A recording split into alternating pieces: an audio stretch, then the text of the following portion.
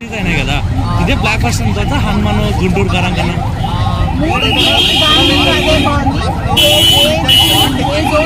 ఎలా అనిపించింది మేడం గుంటూరు కారం సినిమా?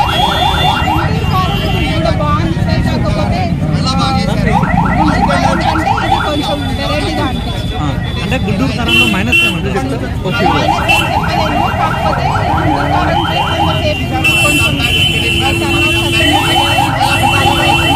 అంటే ఏదో త్రివిక్రమ్ పాత మార్క్ కనిపించట్లేదు అంటారు సినిమాలో.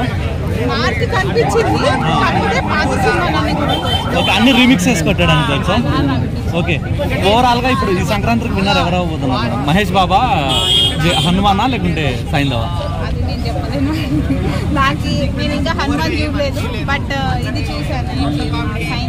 సైంధవ్ గుంటూరు కారంలో మీకు నచ్చిన సినిమా? కూర్చోబెట్టేసారు అంటే మనకు తెలీదు ఏం